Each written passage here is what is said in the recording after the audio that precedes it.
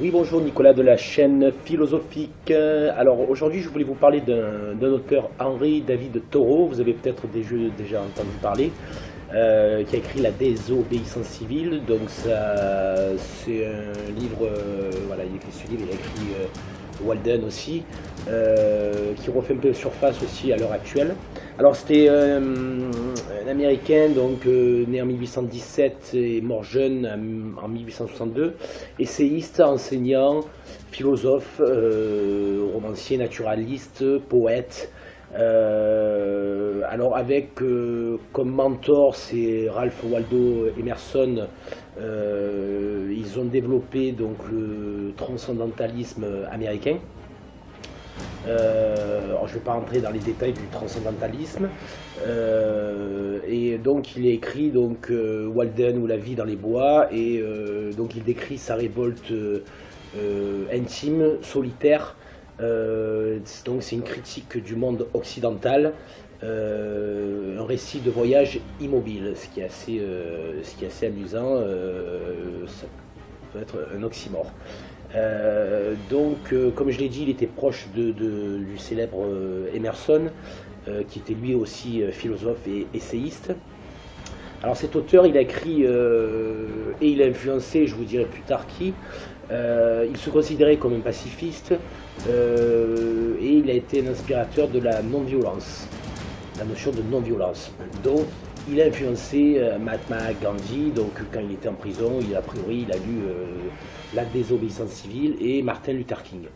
Donc je vais plus vous parler de cette œuvre, La désobéissance civile, ça se lit très facilement. Donc en juillet 1846, Henri David Thoreau est arrêté parce qu'il refuse de payer un impôt, pour protester contre la guerre du Mexique et l'esclavage. 3 ans plus tard, il fait paraître La désobéissance civile, plaidoyer contre la puissance aveugle du gouvernement qui confirme et prolonge son premier acte de résistance pacifique. Critique acerbe des mécanismes d'asservissement de l'appareil d'État. L'essai formule un modèle de révolte inédit qui, comme j'ai dit, a inspiré Luther King, Gandhi, et apportera un changement donc, sur l'histoire politique du 19e siècle et du 20e siècle. Donc c'est quand même aussi un sujet d'actualité. J'ai vraiment pris ce...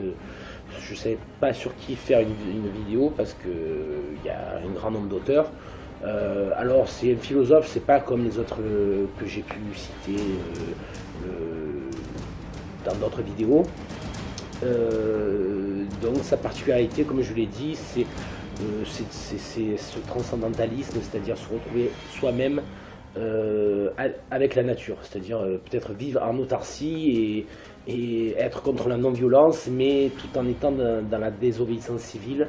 Une forme d'ascétisme, alors pas religieux, parce que l'ascétisme c'est une connotation religieuse, mais une forme d'ascétisme, de solitude, comme il le décrit très bien dans Walden ou La vie dans les bois. Voilà, donc c'était assez court, mais voilà, je comptais vous parler voilà, de La désobéissance civile à lire, ça se lit très rapidement. Et je vais vous lire juste une petite phrase que j'avais notée, qui m'avait beaucoup plu, si je la retrouve. Il disait: la meilleure chose qu'un homme puisse faire pour sa culture, une fois riche, c'est d'essayer de réaliser les idéaux qu'il entretenait lorsqu'il était pauvre. Voilà, c'est une phrase qui m'a beaucoup plu. Voilà, je vous dis merci et je vous dis à très bientôt pour une prochaine vidéo, soit sur un courant de pensée, soit sur une question philosophique, une notion, un terme, un auteur. Voilà, la liste est non exhaustive. Je vous souhaite une excellente soirée, je vous dis à très bientôt sur la chaîne philosophique. C'était Nicolas. Merci, au revoir.